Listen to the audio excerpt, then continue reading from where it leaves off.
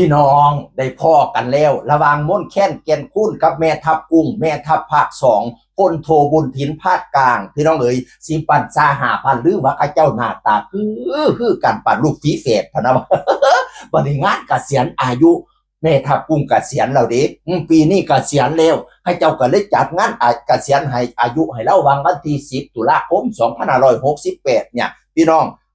กับงานเกษียณอายุราชการฮีโร่ออฟอีสานเกษียณเกิดเกียรติแม่ทัพดินแดนแห่งอีสานพร้อมเปิดประมูลสินค้าของรักของหวงของแม่ทัพกุ้งบ่ว่าสิเป็นเสียผ้าหนาแพร่อะไรทำไมกระตามสร้างพร้อมกับเครื่องรางของขลังนำเงินรายได้ส่วนหนึ่งไปช่วยทหารชั้นผู้น้อยพี่น้องเอ๋ย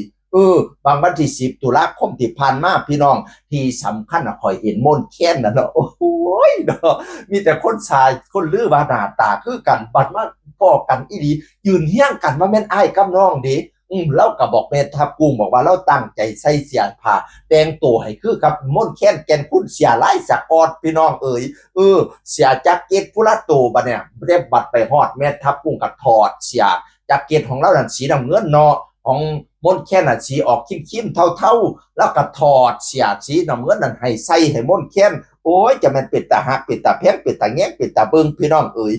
วันนี้เขาเจ้าให้ร้องเพลงร้องเพลงน้ำกันพี่น้องร้องเพลงคิดฮอดทุกคนคิดถึงน้องพรอุดรน้องโอ้ยค่อยจำบ่ได้ นั่นล่ะผลงานเพลงคิดฮอดทุกคนเมทัพกุ้งร้องคู่กันกับมนต์แค้นแก่นปุ้นโอ้ยสะอ่อนให้มันน้ำตาคือคำไทยอีปอกคอยเอ่ยพี่น้องเอ่ยวันนี้นี่แล้วก็บอกว่าเราสิไปเยี่ยมยามพี่น้องป้องไปสู้มองสู้เก๋และตอนนี้เป็นที่ปรึกษาผู้บัญชาการทหารบกเป็นผู้อำนวยการหลักสูตรสถาบันปกเก้าพุ่นน่ะคนดีเกษียณแล้วก็มีการมีงานอยู่บ่ขาดพี่น้องเอ่ยโอ้ยอ่อนซ่อนแต่ตอนเพิ่นแต่งตนแต่งตัวให้มนต์แค้นถ่ายรูปยังคู่กันกับมนต์แค้นแก่นคูนเนาะซุมเจ้าเบิ่งด้วยซุมเจ้าเบิ่งด้วยบ่คือกันมองได้เอาปากกามาวงด้วยพวกผมก็ทรงคล้ายๆกันแต่งตัวก็คือกันบ่ได้ยิ้มก็คือกันโอ้ยอีพ่ออีแม่เผย เป็นพี่น้องท้องคนละพ่อคนละแม่ซื่อ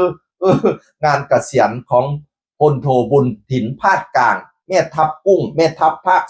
2กะดีใจน้ำกันว่าสิไปพักผ่อนก็บ่ได้พักผ่อนดอกเราไปทำงานต่อให้เรามีความสุขกับการทำงานก็แล้วกันพี่น้องเอ่ยแม่นเกษียณอายุแล้วก็บ่ไปใส่อยู่กับพี่น้องคนไทยคือเก่า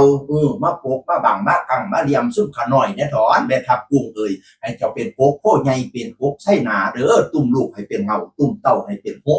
งให้เจ้าเป็นโค้งไม่ซักลักให้เจ้าเป็นลักไม่เกียนเปลี่ยนเห็นเปลี่ยนแผ่นขยุ่งมุ่งลูกมุ่งเต่ามุ่งประชาชนคนไทยให้อยู่ซุ่มกินเย็นให้ปลอดภัยจากประเทศข้างๆแล้วคอยสร้างมัน ให้เจ้ามีความสุขหลายๆเด้อพันแม่ทัพเอ่ยให้เจ้าแจ้งปันดาวให้เจ้าขาวปันไฟความเจ็บยาสุใดความไข่ยาสุมีให้เจ้าแข็งปันผ้าให้เจ้ากล้าปันตะวันถือแดดกะยะไม่เป็นไข่กะยะหมองสุดไปพ้นให้เจ้าพ้นมาไม่สุดไปไม่ให้เจ้าแตกยอดมาไปกะยะข้ามากกะยะของอย่าได้มนคือตองอย่าได้มองคือเทาอย่าได้เกาเสียสีไอ้บ้านนั่งดีสีใสสองพลักกับน้ำปองไพ่ตองอย่าได้มีสุขะสุขิล้นกำลังก้นล้นลื่นอายุยืนพอลอยจนสิ้นศาสนาผู้เด้อท่านแม่ทัพเอ่ยมันยืนอยู่ในใจคนไทยเสมอเสียงคนเก่าเว้าสู่ฟังสวัสดีครับสวัสดีครับ